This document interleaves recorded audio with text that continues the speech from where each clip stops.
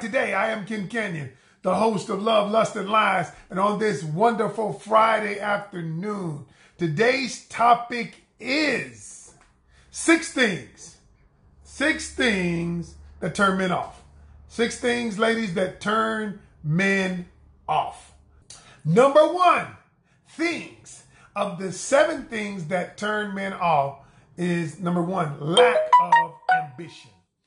See, the truth is, even if a man lacks ambition, he wants you to have ambition. And having ambition is actually attractive. Now, I'm not saying ambition to the point where you don't pay any attention to anything else, but ambition, lack of ambition. Now, I'm not saying that you gotta get a doctoral degree or anything like that, but I'm saying, but you've got to be, he can't be your whole world. You gotta have things that you want to do. With lack of ambition is unattractive.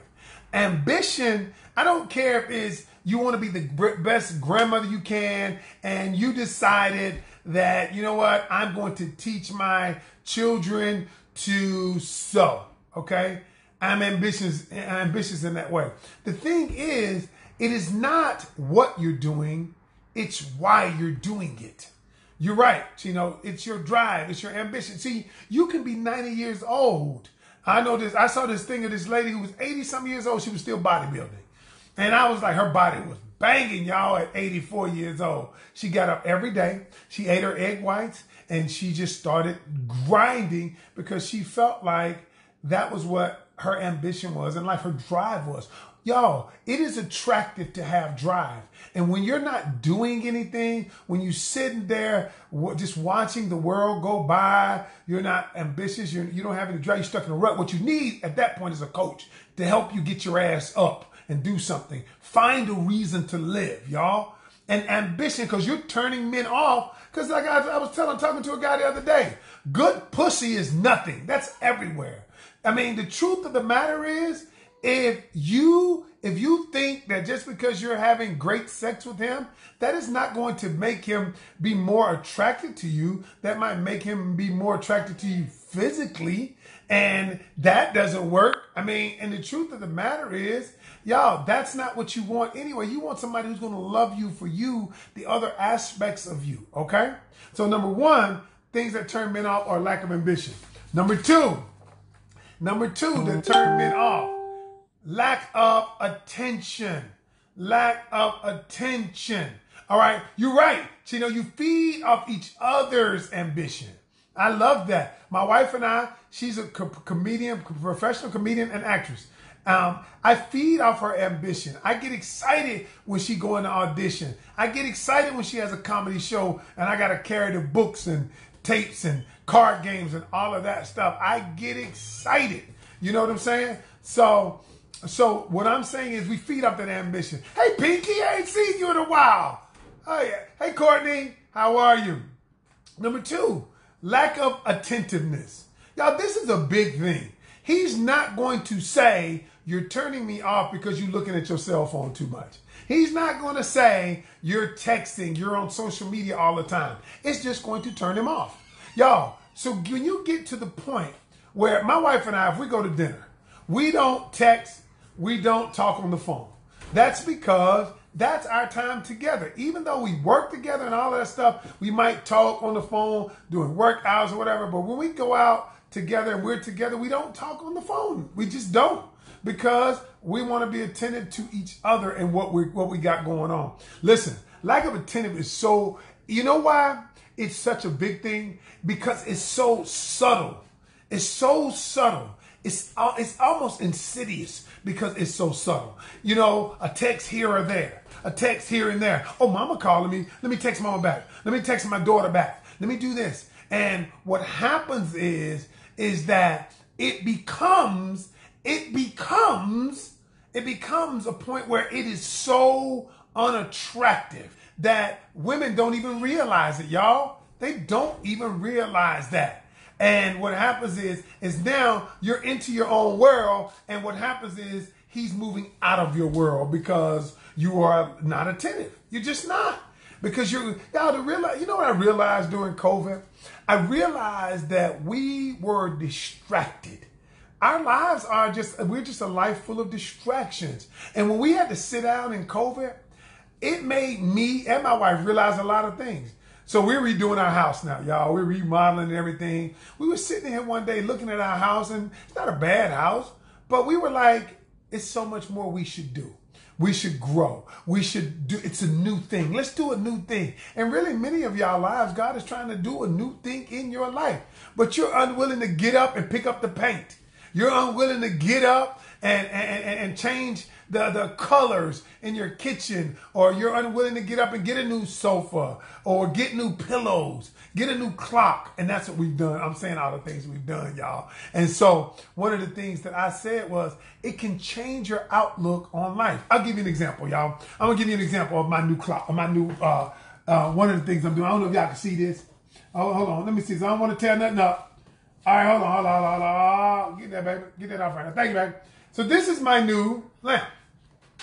Okay, it's it's copper and black. And so I'm kind of a modern guy. I like modern stuff.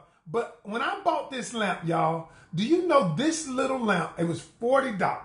The truth is, it fueled me to want to change everything in my life.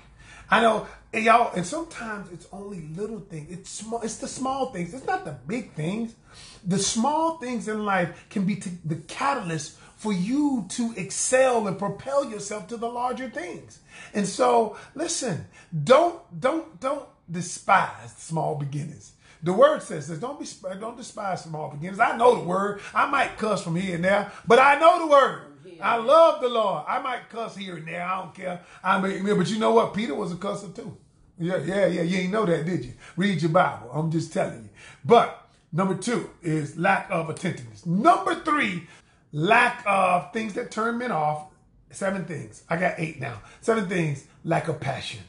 I'm not talking about passion in the bedroom. I'm talking about passion. I'm talking about passion about something in your life. A minute ago, I talked about ambition. But see, listen, even if you don't have straight up ambition like I might have, but you got to be passionate about something. Because if you're not passionate about anything, that simply is your energy. Because what emotion is, emotion is energy. The E is energy in motion. When you have no passion, that means you don't have any energy in motion. And energy in motion is contagious. Y'all, I swear it is contagious. It is. It really is. And so what I'm going to say to you is this, is you have got to find something that you get passionate about, that you can get passionate about. It can be anything. Get around people who are passionate. Number 4, things that turn men off. Number 4, things that turn men off. Fake. Lack of authenticity. Listen, y'all, I know everybody brings their representative to the party at first. I get it. But the truth is that you can only stay in that representative so long. Because, we all send our representative, we all wear a mask. I got you. But after a while, men, it's just a turn off. It turns men off when everywhere you go, you got to put on eyelashes. Everywhere you go, you got to put on makeup. All right, I get it, wearing makeup enhances. My wife will wear makeup, but not every day, okay? You ain't got to be fake every day. I'm just telling you. Listen, and what I'm saying is be who you are. Let people see who you are, your authentic self. And the reason why people don't show their authentic self is because they feel like the representative is more acceptable. They feel like the representative is more palatable. But the truth is, you can only do that so long. After a while, especially if the relationship gets serious, then you're going to wonder why.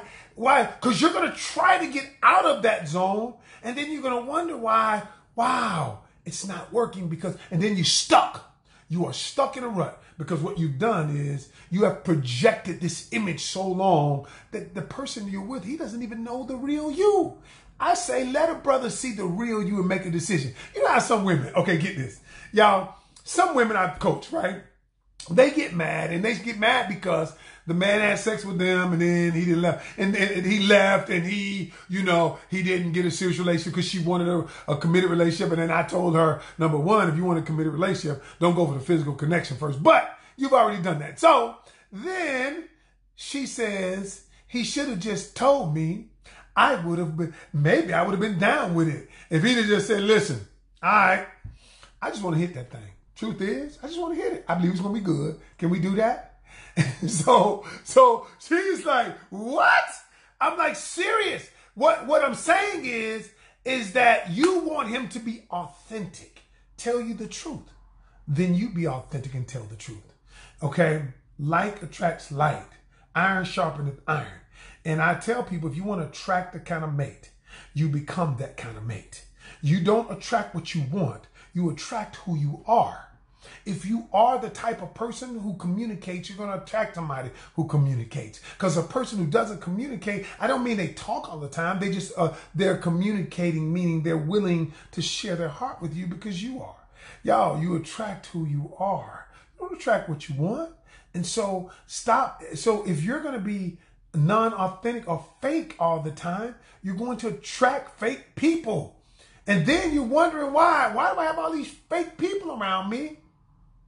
Because there's an element of you that believes you have to be fake. You might not even do it intentional, but there's an element in you that believes you have to project a certain image because you feel the other person might like that image. Number 5. Oh, what turns men off? Lack of compassion. Listen, y'all. The truth is, what I love about my wife is she's compassionate. I remember one day we saw this elderly lady, and she just went and she didn't say one word to me. She went over to the lady and said, "Can I pay for your groceries?" And she's done it before in the restaurant. Said, "Can I pay for your food?" And she believes, she's just so compassionate, especially to elderly people. I'm like, wow. It was so attractive to me that a person has a heart like that. But if you don't have a heart like that, then you're not going to attract somebody with a heart like that. It's not going to be compatible. It's not going to be congruent. But what I'm saying is be that person. Compassion. I'm not saying that you got to give $1 to everybody on the corner, because I believe a lot of that's a game. A lot of that's a game to pull on people's heartstrings. I believe that. But what I am saying is you can be compassionate. You can have compassion for other people's, and it doesn't have to always be about you. Let me get mine. I got mine, you get yours. I got mine, you get yours. You know? No, that's not what life is. And the truth is, you want to be attractive to a man. Let me tell you something. Show the compassionate side of you. Do something that wasn't warranted. Nobody asked you to do. Do something that, normally you might not do or somebody else might not do. Let him see that side of you. All right? Because, give that which you desire. Give the thing that you desire first. And that which you want will come to you. All right? Lack of compassion. That's number 5. Number 6. I just thought of number 6, y'all. Number 6, the 6th turn off a man is smoking. I know that a lot of y'all smoke, but the truth is, it's a turn off. To a lot of the guys, I was doing a forum one day recently with men. All right, because they swear I'm like the relationship king. I'm not a relationship king. I just know a lot of shit. That's all. All right, look. I just do the best I can, and I try to be a man of integrity. But we were at the cigar bar one day. Everybody, smoking a cigar, and they were asking me questions. And so I asked them. I said, "Yo, what turns y'all off about women? Let's talk candidly." And overwhelmingly, I mean, each one of them said different things. I've compiled the list here, but they was like smoking. I don't want to. And the funny thing about it is, what turned them on, this was the craziest thing. What turned them on was seeing a woman smoke a cigar, but they don't want a woman to smoke cigarettes. Right? Did that seem kind of crazy? But they got turned on by a woman smoking a cigar, because a cigar is supposed to be mostly, like an affluent thing, like, that kind of thing when you're smoking a cigar. But it was a turn off. Right, women smoking cigars was sexy to them because they're not huffing and puffing them all day, versus a cigarette was non-sexy. It was on some of the people's list, it was a deal breaker. And I'm like, wow. And I thought about it. I don't like that either. I don't like that either. I mean, you know, I just don't. So, number 6. Number 7. Number 7. Materialistic or shallow. All right. Now, let's get, it's all right to have a fancy car, nice crib. It's all right to have jewelry, all of that stuff. But what happens is it becomes almost pretentious. When you put that stuff out front, most men don't care about how much money you have. You got money, okay, that's cool, because that's not what drives us. That's not what drives a man. Okay, that's why a rich man can marry somebody that works at Walmart, a woman that works at Walmart, and a wealthy woman won't marry a guy that works at Walmart, because men aren't wired that way. They're not wired that way. They don't really care what you do. They don't really care. You know, you got a nice ride, you got money. Okay, that's a plus. All right. That's a plus. That's why you'll see a rich man, a woman fine, and she working at Walmart. He be like, I want that. But the truth is, y'all, is you feel like many times I've got to show you what I have. Instead, show him who you are. Don't show him what you have. Let him see that coincidentally, by the way, oh wow, you own that kind of car, you own a Bentley, or you got a $500,000 or $400,000 house. Oh, let me show you that as a matter of fact, because it doesn't make me, I make it. And what you don't realize is, if you don't get in the whole idea of who I am will always be more important than what I have. If you don't ever understand that part, you will never attract the person of your dreams, and you will always turn people off. And the last but not least is the one that Chino put, that I wrote down: nagging. Yes, I had to add nagging to the list. Nobody wants a nagger. Complain. That's your middle name. You know what? I don't want a nagger, so I just added it to it for them. All right. That's my time. Y'all, listen, hope you have a wonderful, wonderful weekend.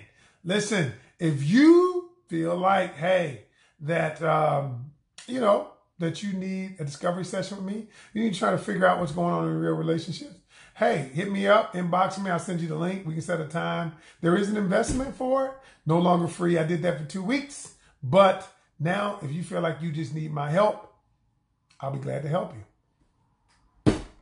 Until tomorrow. Oh, Monday. Y'all have a great weekend. I'm Ken Canion. Remember, every journey starts with one step. Take yours today. I'm out.